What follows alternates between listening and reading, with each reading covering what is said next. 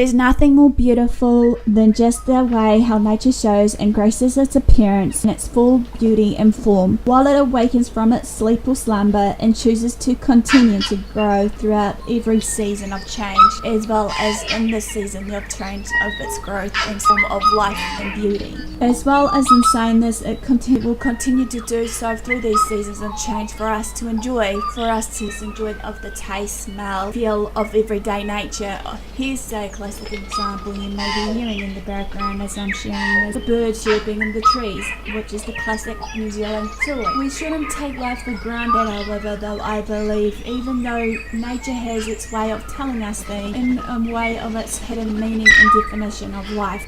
There is nothing more wonderful than as we walk along the cold smooth sand as the waves of the sea come rushing our feet to pull them down, lapping at them and kissing our own feet, while in time with the tides of change as well as the seasons of change comes through thereafter. Yet the sea doesn't forever change as the sea awakens and returns once more to us in hands, sleep, love, peace, serenity, as well as my empty and broken soul upon your sweet, soft relax. In this season of change, however, with these tides of change, regardless of these seasons, as we transition season to season, I believe that for everything there is a season and a time for every matter under heaven. A time to be born and time to die, a time to plant and a time to pluck up what is planted, a time to kill and a time to heal, a time to break down and a time to build up, a time to weep and a time to laugh, a time to mourn and a time to dance, a time to cast away stone and a time to gather stones together, a time to embrace and a time to refrain from embrace, a time to seek and a time to lose, a time to keep and a time to cast away, a time to tear and a time to sow, a time to keep silence and a time to speak, a time to love and a time to hate, a time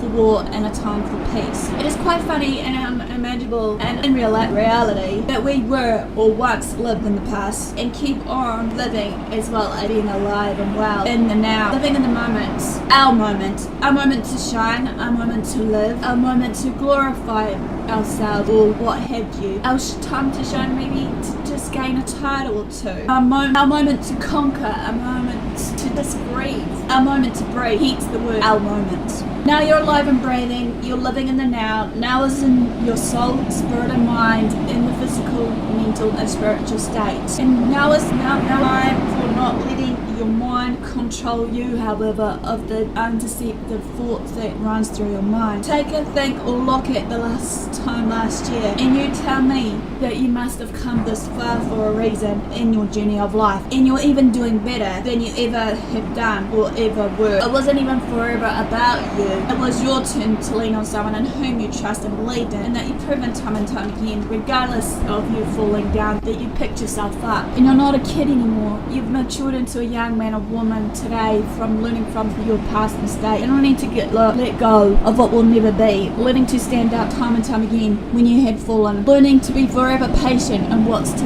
come or wasn't to come in your journey of life. The fog and dark clouds of self-doubt that was whispering into my ears or yours of pure light, white lies to who and what I am or you are, but the choice is yours. You can question yourself: do I have to listen to these white lies that has been clouding my perception and thoughts about myself? Do I choose to invite them into my life and actually have a party inside my head and whatnot? The thing is that most wanted from many of us is to be cured or fixed, or even just to be understood, or any other reason beyond the doubt of basically wanting to be understood, wanted, loved, you name it. Been there, done that. But do we really want to be cured, fixed, or what have you? Even though in this day and age of all this mentality that goes on in our life, of all these stereotyping that we should be cured and fixed, for whatever reason, what we may have or what we have done, lesson learned, as saying goes, as I said before, and in saying this also with this lesson learned, obviously comes with the good or the bad, and in saying this again with the lesson learned, that it has molded us and shaped us to who and what we are today. Without these life lessons or without these expectations we had hoped and dreamed of, as you know and aware of, that I'm becoming a young woman that's more aware, alert, and to accept any of the everyday changes that may throw at me in and around me today and forevermore in the near future of what may